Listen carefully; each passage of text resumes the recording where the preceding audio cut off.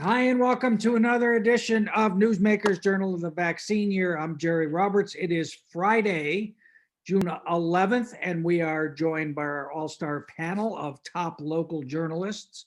Nick Welsh from The Independent, Ryan P. Cruz, who's freelancing for Newshawk and is the former editor of The Channels, the best student newspaper in the region, thanks to no West of less the Mississippi. In the world, Jerry. no less a figure than Josh Molina, who covers policy and politics for Newshawk. Thanks, fellas, for being here. Jade Martinez Pogue is on assignment. I'm not even going to talk about that. So let me just start by recapping a little bit of the COVID situation. There's good news and bad news. Of course, I'll start with the bad news. Which is we passed as a nation the 600,000 death figure this week. Dr. Fauci is warning about the Alpha variant and the Delta variant. The Alpha variant, of course, has created havoc in the UK, and it is spreading rapidly, says Dr. Fauci, and it looks like the president's attempt to get 70% vaccination rates by July 4th is going to fall a little bit short. We're up to 64%, but a huge political divide where the blue states, most of them, the ones that voted for Biden, are already over 70%. And the red states have very low vaccine rates. In fact, 14 of the 15 states with the lowest vaccination rates voted for Donald Trump. Nonetheless, we here in Santa Barbara County have good news. We finally hit the yellow tier, and I'm sorry that Jade is not here to take credit for that. But it doesn't really matter because next week on June 15th, all these tiers are going out the window anyway because of Gavin Newsom's recall or something. But our vaccination rate is now about 54% for both vaccines and up around 65 for one. But in the yellow tier, restaurants and retail can increase how many people they have. And most important to me and you, Josh, gyms and fitness centers are now reopened, so we can get back at it. But I still don't know whether I'm supposed to wear a mask or not wear a mask. There's conflicting advice from the state and from the county. I don't know. Nick, what are you doing? Are you giving up on the mask? The mask is sort of, when you go into people's workplaces now, you wear a mask, you go into their office, they shut the door, they sit across the room, you sit across the room, and you take your mask off so you don't have to holler. And that's kind of the etiquette that's evolving now for people who've been vaccinated. I don't know anybody now who says I haven't been vaccinated except for one of my nephews. I think outside, some people wear it, some people don't. Inside, you're supposed to wear it. Most stores, you have to wear it. Yeah, Josh, now you went and interviewed a guy, you told me, who was wearing a mask and you forgot to mask. What was the etiquette there? Yeah, I was on assignment. I was doing BizHawk and I did a last minute change and I left my mask at home. So I just texted him and I said, I'm out front. I don't have a mask. I don't know how to buy a mask because you got to go in a store to buy a mask. So I'm kind of stuck. He let me in. I actually showed him my vaccination card. And after a couple minutes, he took off his mask. So we were all very comfortable being maskless. Ryan, what are you doing? Are you masking or not? You look like you have a mask. It looks like I have a mask. It's kind of confusing, like you guys are saying. If we're vaccinated, we're not really supposed to have them. But I work at a restaurant also part-time, and that's going to be a little difficult because everybody on the staff is fully vaccinated, but we'll still probably have to wear masks at the place of business because the Cal OSHA difference between that and the other mandates. So it's going to get it kind of confusing and interesting here. And are they letting more customers inside now where you're working? Yeah, I think the capacity is more, but we're pretty small. We're mostly patio seating. So as long as you can sit down and they don't have to wear the mask, but we still have to wear the mask inside the location. All All I right. can tell you, Jerry, is if you go to Spud Nuts, which is not a business that Josh is gonna write about ever, but, because it's not The a only $4 donut shop donut. he's missed. What are you talking about? It's not a $4 donut.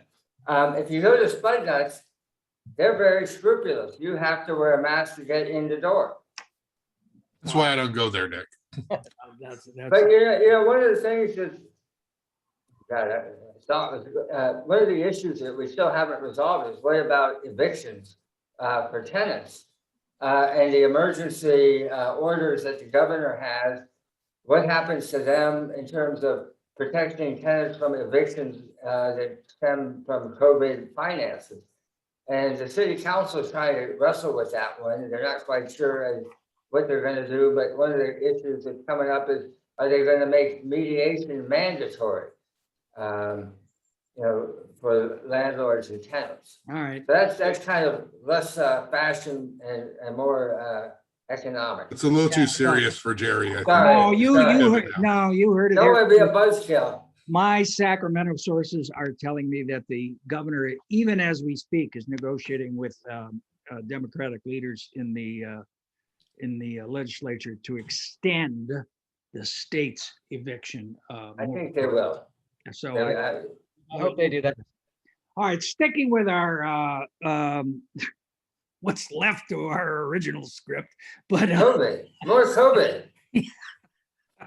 so much for the 2-minute COVID report. All right, so with the good news, Ryan, you were at Oak Park on Sunday, where Juana Flores, the Goleta grandma who had been deported, is at least temporarily back. Tell us about that story and what was going on there.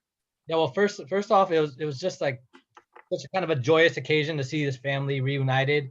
They were so uncertain for 2 years. Originally under federal law, she was not allowed to even ask to come back for 10 years. So they thought this might last 10 years. The lawyers worked to get her back, and it was kind of a surprise thing. And she's back after 2 years. Like you said, it's a humanitarian parole that lasts 1 year. So the lawyers are still fighting to try to extend that. And it was just, I was happy to be there covering it because it was just, they're so welcoming, and seeing Juana there and her husband Andres just so happy to kind of have her back. He was kind of floating around the party. But yeah, it's a great story. Yeah, so she came without papers, without documents in 1988, and Yeah. so, as I understand, missed the amnesty, if you will, that ended in 86, but lived here ever since. 30 years, and, yeah. you know, produced this amazing family with 18 grandchildren, and one of her sons or one of her grandsons that's serving? Yeah, in one the of her military? sons is in the Air Force, and he's overseas right now. And that was kind of one of the main sticking points with the lawyers, and also some of the local representatives that were advocating for her return, is that somebody who is active in service right now is having to worry about his mother being deported or not being able to come back to the country when she's been here 30 years. They're homeowners. They've been part of this community. So that was kind of one of the sticking points to their legal team, is that their son is in the military and he doesn't have to worry about this. Yeah. And Josh, Nick gets upset when I put a political lens on anything, but the politics of this actually pretty good for Salud Carbajal. I mean, he's introduced this bill, which probably will go nowhere in the Senate. Henry, please.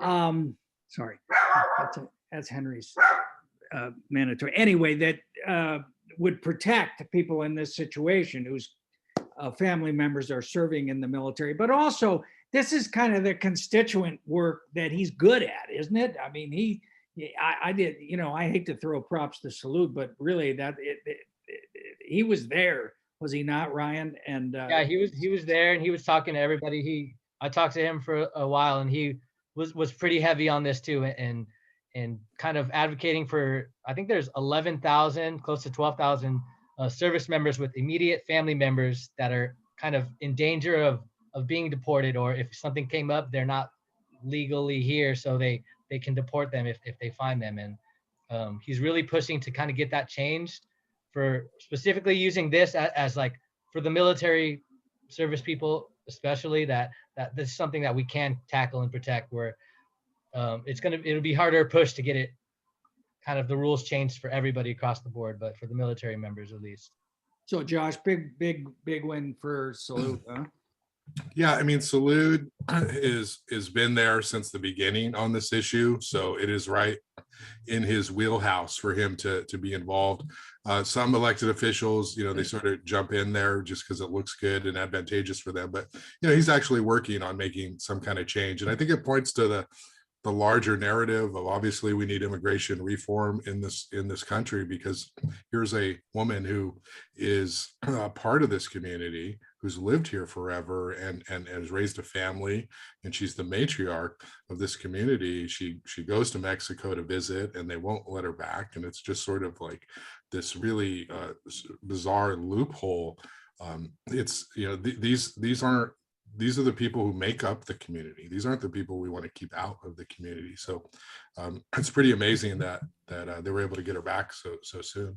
Yeah. And Salute works his butt off, but it should be noted that former Judge Frank Ochoa really threw his weight into this one.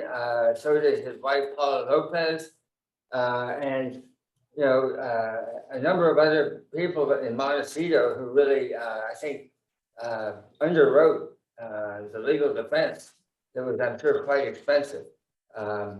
This was a very large group effort by the time it was done, but Salute has been banging the drum on her behalf for at least 2 years and maybe more. Yeah, but you're right. Frank Ochoa had a really, I think Ryan, he had a major role in this. Yeah. It was Frank and Craig Rice were the two Right. lawyers that were heading this team. And Frank said they tried so many different avenues to get her back, and they tried to get presidential pardons. They went into some old law to try to find precedent to kind of get her back in these other kind of loopholes. And eventually the humanitarian parole was the one that did work out.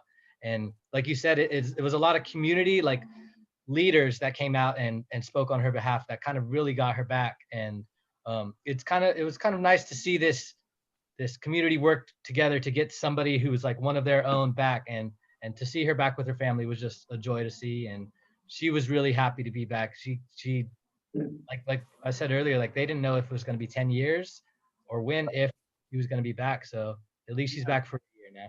And again, she's only here now legally for 1 year as of June 1st. So they're continuing to work on legal avenues to try to make that permanent or at least a longer time. Correct? Yeah, so they're doing the same type of thing where they're trying as many different avenues as they can to make that stay longer, or try to figure out if we can get a green card without a threat of a deportation, something that would have her stay here. All right. Yeah, you've been busy, and you also did a wildfire story I want to come back to, but on the subject of wildfire, that was Josh at City Hall. You had a really interesting story about the budget hearing, which kind of was unlike any other budget hearing in the past, or at least in the recent past, and that everybody was kind of like the Price is Right. Everybody was up there trying to get stuff, and Kristen Sneddon, who's running for re-election, we should note, was trying to get more money for wildfire protection, which is a big issue in her District 4. What did she get that, or what happened with that particular one? Well, the fire department was able to get funding, but not all the funding that was available to them. So they were able to get funding for the implementation of the wildfire management plan, which was about $237,000, which is a significant deal, and it involves the hiring of individuals to implement this plan that they've approved. Where the fire department didn't get any money, but they weren't really asking. This was Kristen Sneddon's ask. She's got a group of constituents, the Eucalyptus Hill Homeowners Association, who hired a company to come out and put goats and sheep and graze the land. And they're like, we have to do this because there isn't funding in the fire department to be able to do this. And the fire department's approach is, we need a citywide sort of perspective. We have this, and we don't want to go in there and just start doing things that affect certain neighborhoods. We need to look at a more holistic perspective. And so, they're not going to go in and get goats to do that. That's different kind of legal requirements for permission and approval to do that. Kristen, some might say, because it's an election year, wanted to get some kind of funding for this type of cause. And so what she had said was, can we get a fund so that communities who want to work on their vegetation management, can we help them? Can we give them some money? And so she had asked for a couple $100,000 to start that. And the city council said, no, we have other budget priorities. We're funding fire in these other areas. We're not going to do this. And the argument there is that while it's great to have goats and sheep, it's sort of not the best approach to dealing with vegetation management. And the city needs to look at this from a broader perspective. So I think, honestly, Kristen, just asking was a win for her because it helps her to show her constituents, say, I tried, but she didn't get any support for that. Yeah. Nick, I'm told that rescue horses are really the best way to take care of their management, but perhaps we could get a strongly worded editorial in the Independent to that effect. But the Kristen was also kind of center stage on the kind of the big fight of the night, Nick, about the $500,000 ask by Healing Justice Black Lives Matter for a Black community center. What was the story with that? Well, that was sort of a bumpy road from start to finish, and it's probably not over yet. But among the many requests for additional funding was $500,000 for 2 years for rent for the Healing Justice, so they can start a community center. They showed up at the city council a couple of weeks ago, and it was reportedly going to be just an update on what they were doing. And many council members expressed great upset and outrage that they would ask for so much money and that they would ask in such a pointed fashion. That Kristen claims she was caught totally by surprise. There was a meeting last Friday with Kristen Sneddon and Oscar Gutierrez, another council member, with a number of representatives of Healing Justice. From what I heard, that meeting was pretty bumpy as well. Kristen had to leave it because she was getting so upset. And apparently representatives of Healing Justice said, no, we always thought we were going to ask for money. And Oscar Gutierrez said, I never heard one way or the other, but I assumed they would ask for money. Why wouldn't they? Either way, this budget is super tight. Whether the council have a $28 million shortfall at the beginning of some huge number that they've managed to backfill. They don't want to give anything to anybody, and they were not predisposed towards Healing Justice just because they are very, they're not averse to telling you your shortcomings. And well, in fact, Josh, I mean, was it Simone or Crystal that said it was racist? That they were racist. Things got very heated, and you wrote a lot about Megan Harmon's role in this whole thing. What? How did she play it? Okay, so just a little bit of summary. The Healing Justice asked for $500,000 during a city council meeting. And then everyone was surprised, like, oh, how could they ask for this money? And they were told you need to follow the process. So what's the process? Well, the process is really pretty unwieldy and awkward. People who are in the know, people in the know get to ask for money. And if they ask for it earlier, then it goes to the finance committee and it's vetted. So they felt as though they were being lied to. They're saying, why are you asking us for a business plan? Why are you asking us for organizational structures? Did you ask this of the Economic Development Collaborative, which got $75,000? Did you ask them for a business plan? So, Simone Ruskamp, who spoke, called it an example of anti-blackness. And what they're saying is that you're requiring this group to do something you're not requiring this other group to do. And so it is a valid point, because they weren't asked to, I mean, they didn't ask before it could be vetted at the finance committee, but that's not their fault if there's no process that says you have, in order for something to be considered in the budget, you have to ask by a certain time. Okay. So they have a good point there. If there's no formal process, those things did get vetted, and some of those got recommended and some of those proposals got denied.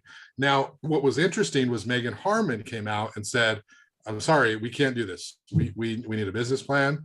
We need information. And what she did was suggest that Kristen Sneddon and Oscar Gutierrez form an ad hoc committee, and they work with the county and Healing Justice and come up with a way to do this long-term, more sustainable, and have ongoing funding. So it was a way to sort of not include it this year. And so I don't know if that's going to happen, but it passed by a 4-3 vote. So basically it was her, Eric Friedman, Mike Jordan, and Mayor Kathy Murillo, who said, well, the other way of saying it is that those 4 voted against the money. Yes, those 4 voted against Healing Justice getting $500,000, $250 this year, $250 next year. And so, it was a very bizarre day. That was just one of the things that came up. Alejandro Gutierrez tried to cut TV Santa Barbara by 100,000. What? Oscar Gutierrez recused himself because apparently he's no longer working at TV SB, although the circumstances of that no one's talking about, but he's no longer there. He recused himself. Alejandro Gutierrez also wanted to cut Visit Santa Barbara by $300,000. What struck me was that this is kind of like the county budget all of a sudden. The county has always had sort of these asks, these requests. City budget has not really been like that. City budget has pretty much been a rubber stamp, or they talk about it through the budget cycle. All of a sudden, we've got these council members. Jump in there, Nick. I think you may be overstating that a bit. Typically, hold on, is Nick Welsh going to defend the city? No, 95% of the budget is sort of preordained and pre-written, and typically they give a little chunk to the council members to say, okay, you guys can argue about how you're going to slice this one up. So that is typically like the last day of the budget, where you have the slice and dice dance. And so in that way, this was not all that different. It was just much more heated, and given the budget tightness, the stakes were much higher.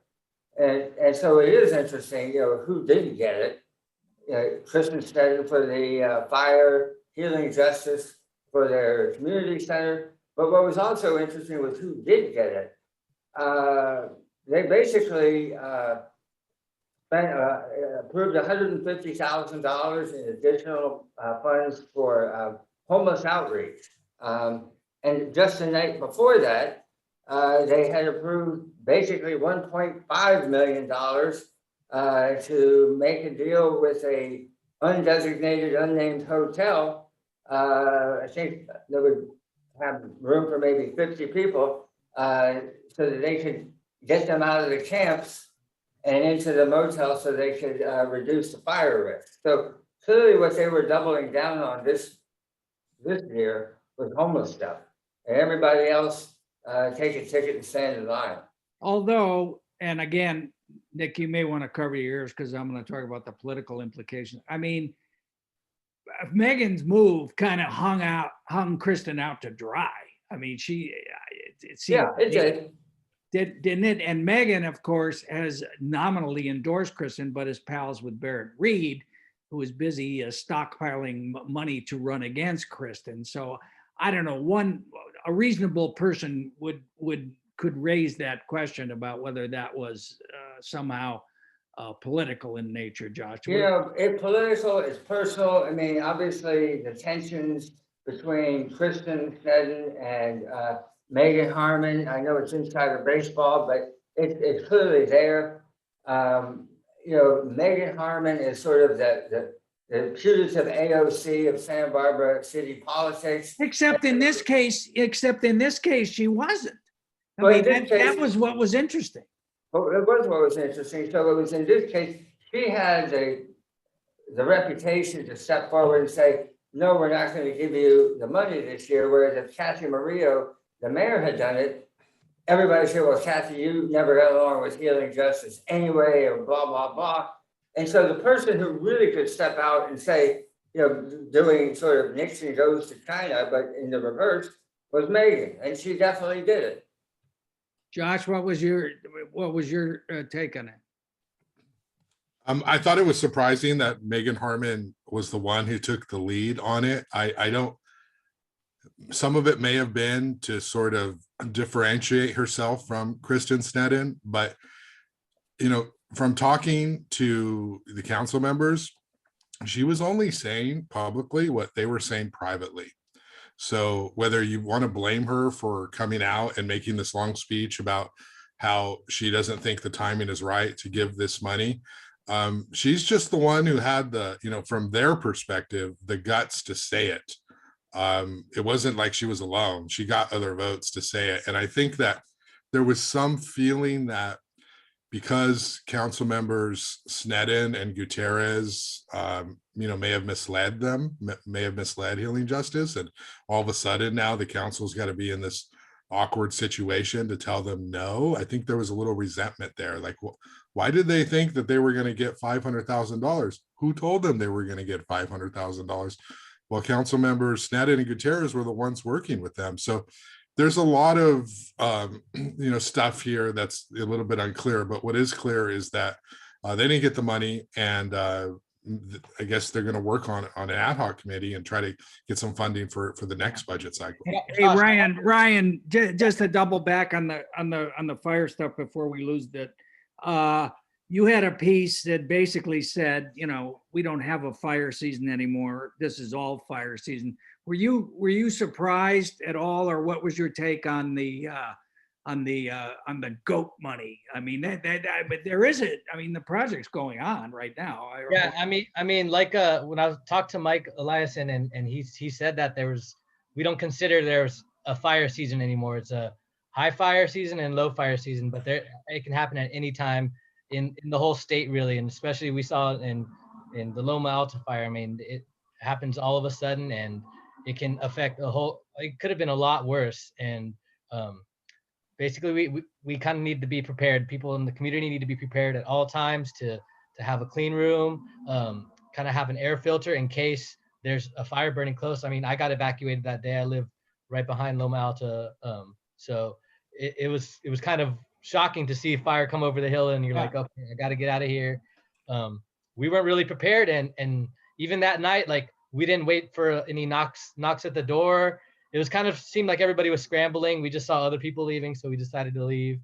And they didn't even give you an alert, did you? There was no types of alert, and that was kind of a thing going into that. There was no alerts. There was no text message from I think there was 3 different alerts that usually kind of come out in that situation. Well, Nick, you know, I am second to no one in my great admiration for Mike Eliason, the county fire spokesman, but I thought his line in Ryan's story recommending that people close their window if there's smoke coming in was really astonishing. But talk about now Ryan's talking about the Loma Alta fire, and that's what has led to this big set to, as you referenced, everything's about homelessness at City Hall right now, about the encampments. You know, we're going to send all these people out to Goleta, or we're going to put them on Carrillo and Castillo. What's the latest on that? But we're still trying to figure it out, is where we're at. I think that, you know, we've had 18 fires, you know, homeless campfires in the month of May in the city of Santa Barbara. Typically they're along the freeway and along the railroad tracks. And it's sort of funny to think of the freeway and the railroad tracks as a high fire ecology zone now, but that's what it has kind of become, because they're just, for whatever reasons that are obvious and not so obvious, we just have a lot more homeless people, a lot more people living in camps. And, you know, some of them are very tight and correct in terms of their campfire etiquette, and some of them are just out of control. And I think, the Loma Alta fire was not a camp, it was a meth head arsonist. By a homeless person. But a homeless person. And, and it's sort of like, and sooner or later, a camp is gonna get out of control. It's just, the odds are, are there, and you'd be crazy not to worry about it. And given, what Ryan was talking about, you've got low fire season and high fire season, and even higher fire season. We're going into one of the worst droughts yet again. Every year it's the worst drought we've ever had, and every year it's the hottest summer we ever had. And we're going into one of those. So everybody's freaking out for good reason. The question is, where do you put the people into camps? My theory is really, it's all just a bit of a shell game. You don't really have to have a camp. You just have to have a credible illusion of a camp, so that when you go into the camps and you knock them down, you can, and somebody says, well, what about the Boise decision that says you can't, it's cruel and unusual to rouse people from If their you don't camps. have an alternative. If you don't have an alternative, now you can say we have an alternative. I mean, the last I heard, I think we're gonna have a hotel somewhere near a donut shop, going full circle, in sort of outer State Street. It's not Spud Nuts, is it? Not Spud Nuts, but not far from Spud Nuts. Hey, Josh, the mayor, who's running for reelection for a 5-year term, was quite insistent that the city should have this encampment where out by the old drive-in theater lot there, or it's in Goleta, right? Or Nolita, or what was she on about?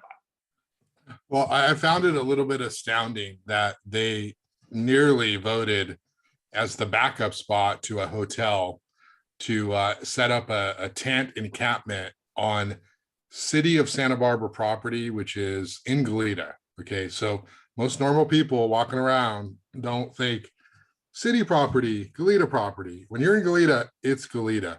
Santa Barbara owns the airport. They own some of the land around it. They own a parking lot where the drive-in is, and they wanted to put a tent encampment there. And Kathy Murillo kept pushing and pushing and pushing. So fine, okay, if that's what she wants to do, great. The issue though is, We lost Ryan. right, the issue is there not a place for an encampment in Santa Barbara? Like, it's basically hotel or put it out there in Goleta. She kept pushing and pushing. Several council members kept saying over and over, it should be hotels or nothing. We don't really want this. And then in the end, they end up voting for Castillo Carrillo lot as the backup plan. There wasn't a lot of talk with the city of Goleta about putting it out there. Yes, it's Santa Barbara property, but everything around it is Goleta. And you would think that they would have some kind of conversation. It just looks bad that you can't find a spot in your own city. Instead, you're going to find a piece of property out in Goleta that you own and suggest that it goes there.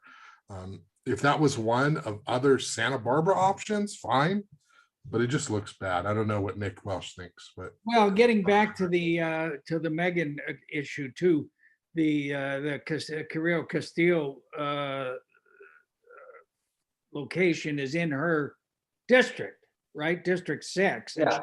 she is vehement about not putting that there. She wants to put She's it. vehement about not putting it there, but she's not so vehement about not putting it at the Louise Lowry Davis Center, which is also in her district. All right, he's back. I'm back. We lost you. I We couldn't lost you. stop talking about the airport anymore. What? he's But like, you're I've done. listened to this guy for too much time. I don't need any And more. I think I had a little unstable connection for a second. I'm Okay. back now. Well, we're glad you're feeling more stable. A little bit. It's going to be really hard for them to pull the trigger and do any of the locations anywhere, because the blowback from downtown businesses is going to be intense, from property owner, from residents. They're all going to say, wait a minute, this is crazy. I mean, I think everybody's hoping and praying they get one of these motels. All right. The pain is going to be intense. All right, let's leave it there. Hey, Brian, so what are you working on for the next week or so? next week or so, I got I'm gonna cover the Loma Alta open house. It's happening on Saturday. It's gonna be a kind of community open house. I think Oscar Gutierrez is gonna be there. Not sure exactly what's gonna come out of it. We're gonna see. People are probably gonna be complaining about the no alerts that happened that day. They're gonna try to give some notability to what we can do going forward. If your house is in danger, and like we talked about those clean rooms and having an air filter always at the ready at your house if you live at all and anywhere, which is a lot of places in Santa Barbara, that's an interface between wilderness and urban environment, which is kind of all the hill space. Yeah. That we all They're gonna have to change the name of the street there to Sasapuedas. Get out if you Yeah, can. it was crazy. And I think one of the big things that Mike said was that there were so many looky-loos that night. There were so many people that were coming to take a look at the fire, and that was one of his big takeaways from when I was talking to him. He kept saying, like, people need to stay away, like, don't come closer. You're gonna breathe in smoke. You're gonna just endanger everybody trying to get there, all the emergency crews that may be coming from counties away, and they don't really know the streets like that, and you're just kind of get in the way. So I'd advise also, even though it's crazy thing to look at, I wouldn't advise going up to it. Yeah. Josh, your podcast out right now is with Das Williams, A Man and His Music, and you're Das, what do you think your greatest accomplishment has been? I know it's just kind of the tenor of it is I'm told. I haven't listened to it yet, but I fully intend to. What else? Isn't that just like the mainstream media to comment without actually knowing the facts, Jerry? What else you got going on? The mainstream media. Yes, I am. Yeah, the Das Williams podcast, he talks about Megan Harmon, the Coastal Commission. He talks about the county budget. We didn't really get into that today, but the county budget, there's a big flare up there between the public defender and the DA, and Sheriff Brown showed up, and Independent had really good coverage of that story.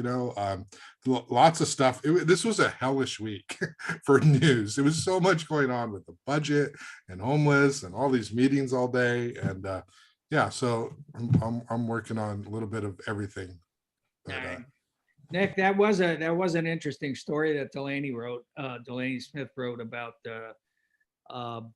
Sheriff Bill and District Attorney Joyce Dudley and Tracy Masuda, the public defender. yes. Yeah, no, it was very, if you watch it, these meetings are a little bit like baseball games with vast oceans of tedium interrupted by explosions. And that was definitely one of the explosions in this hearing. I mean, Tracy Masuda and Joyce Dudley are both very strong, formidable people, and they freaked out Supervisor Steve Lavanino. He just said, "This is way too intense. I'm not comfortable with this." Frickin' dogfight, he said. Frickin' dogfight. I want everybody to get along, and I want the needle to move, and all this is just gonna generate more backlash. And then Joyce Dudley and Tracy both talked about how comfortable they were being on the hot seat, and how Steve ought to get used to it. Well, and again, underlying this is this broad national and statewide philosophical debate about the criminal justice system. No, it's a real reconfiguration of the DNA of criminal justice, and it isn't easy. And they Joyce both made pretty. and I think Joyce and the sheriff are not altogether happy about that, the movement in it, and the way that the supervisors seem to be going. All right, we're going to leave it there.